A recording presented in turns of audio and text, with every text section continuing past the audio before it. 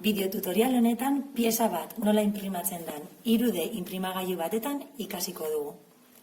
Lehenik eta behin 3D pieza bat prestatu edo egindako bat zabalduko dugu. CAD 3D programa batetan. Gure kasuan SolidEdge programa batekin pieza zabalduko dugu. Hemen gure mahai gainean badaukagu hemen SolidEdge programa irekiko dugu eta hemen txapa pieza hori zabalduko dugu.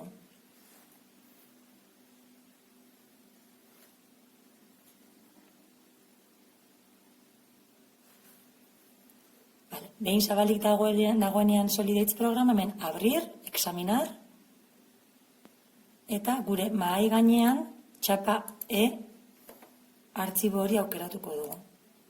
Abrir, eta hementxe daukagu 3D inprimagailuan inprimatuko dugun pieza. Bai?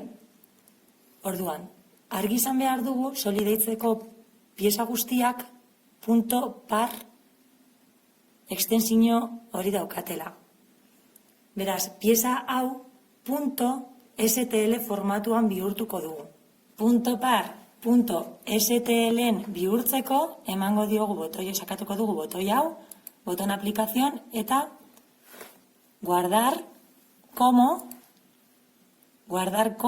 emango diogu eta hemen behan .parren gorde beharrean gordeko dugu .stl. Eta hemendik bilatuko dugu non dagoen .stl. Hemen dago. Aukeratzen dugu .stl eta mahai gainean gordeko dugu gure txapa .stl. Behin, STL artxiboa mahai gainean daukagula, Simplify 3D softwarea irekiko dugu STL artxibo hori G-kodera pasatzeko.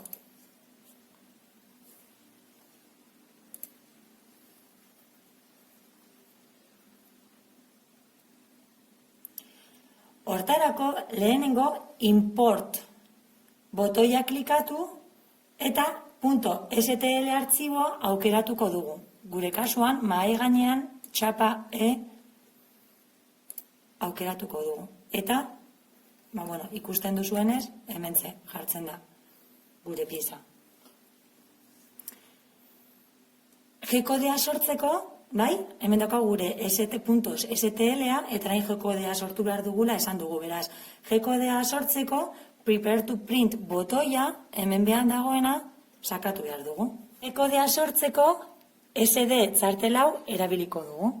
Beraz, SD txarteltxo hau sartuko dugu ordenagailuko irakurgailuan eta hemen Prepare to Print sakatzean Save Toolpath to Disk sakatu behar dugu gure G-kode file gordetzeko. Non gordeko dugu? Gure SD txartelean.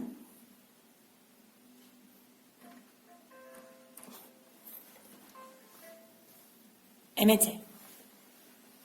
Unidad de USB-H, hori da gure SD txartela. Beraz, txapa G-kode file hementxe gordeko dugu. Guardar. Eta behin guardar ematen dugunean, mesedez, ziurtatu hemen bekaldean, eskerraldean, Toolpath successfully exported to H jartzen duela, hau da, gure SD txartelera. Behin hemen ziurtatzen dugula, gure G-kodea SD txartel horretan gordeta dagoela, aterako dugu SD txartela eta txartel hau 3D inprimagailuan sartuko dugu.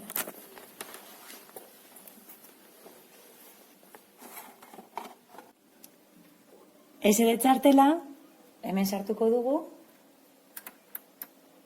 eta hemen eskumaldean dagoen gurpil honekin atzamarra hemen jarrita print aukeratuko dugu.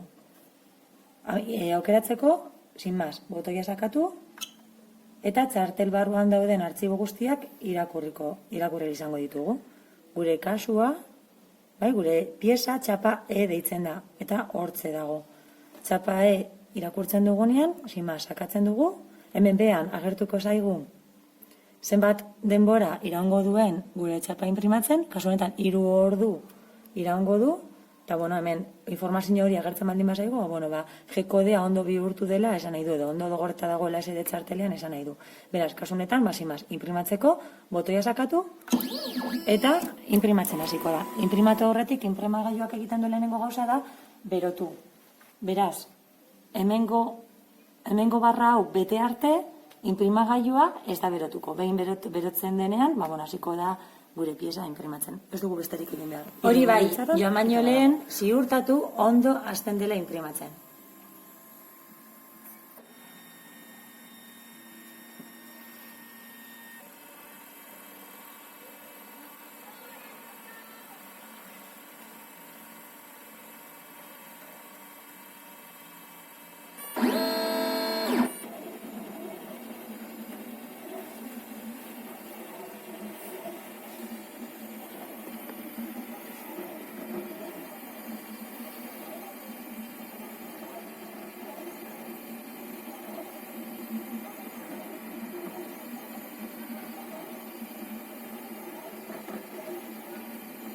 Ondo inprimetzen dagoela ikusten dugunean, utziko dugu hemen, kasu honetan 3 ordu, gure bere lana egiten.